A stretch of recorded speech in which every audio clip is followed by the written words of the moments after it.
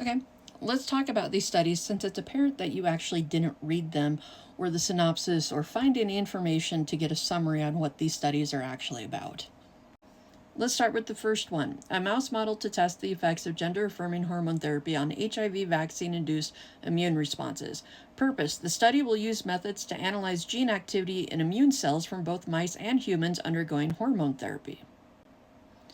If hormone therapy affects vaccine responses, this model could help researchers understand how sex hormones influence vaccine effectiveness and help design HIV vaccines that work better.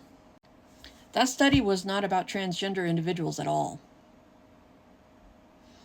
Many people are on hormone replacement therapy, on hormone therapy, HRT, whatever you want to call it. Many people are on it, not just transgender individuals. So this specific study would help everybody.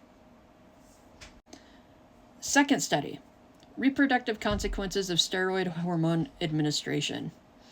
Purpose, studies the effects that taking steroid hormones such as estrogen, testosterone, or other synthetic hormones can have on the reproductive system. This includes how these hormones might affect fertility, menstrual cycles, sexual function, and overall reproductive health. So again, that study was not about transgender individuals at all. It was about everybody. This would help women with infertility issues. This would help men with fertility issues. There's so many things that could go with this. And when we're talking about steroid hormones, we're talking estrogen, testosterone, and other synthetic hormones. I have Hashimoto's disease, so my thyroid's dead. I have to take thyroid medication to replace those hormones, and that is considered HRT. That's hormone replacement therapy. Without it, I will die. And that has an effect on my reproductive system. And we know this. So these kind of studies are important for people who are cisgender or basically everybody. Study number 3, gender-affirming testosterone therapy on breast cancer risk and treatment outcomes. This research will fill gaps about the long-term health effects of testosterone therapy on cancer risk and treatment, particularly for transmasculine individuals. It could lead to new guidelines for managing breast cancer in this population and may also offer insights into breast cancer treatment for cisgender people. And just so you're aware, women aren't the only people who come down with breast cancer.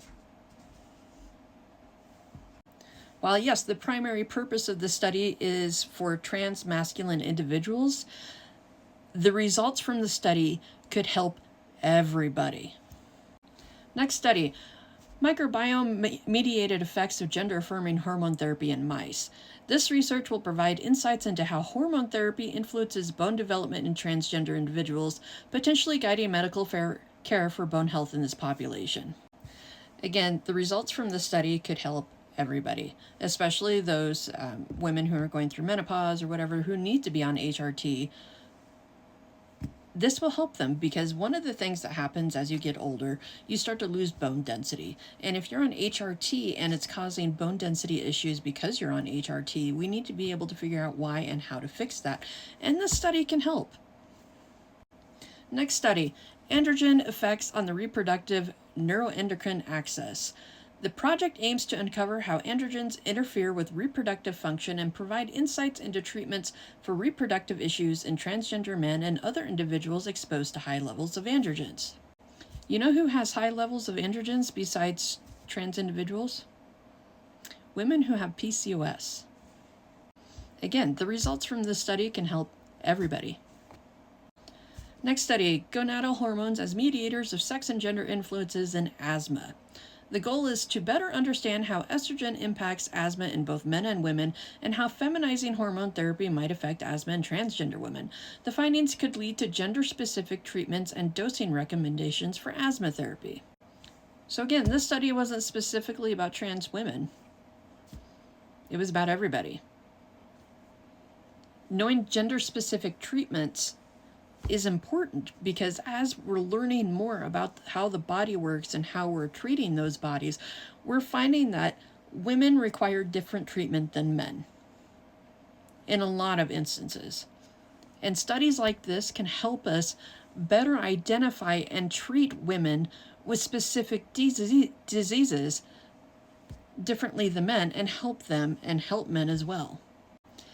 And the really funny thing about these studies that were cherry picked by the 45 administration, one of them started during his first term. In fact, it started on May 1st of 2019, and that was the reproductive consequences of steroid hormone administration. Biden had nothing to do with that study or funding it. 45 funded it. Something that you need to think about, especially because you're a woman, is that you will most likely end up on HRT at some point in your life.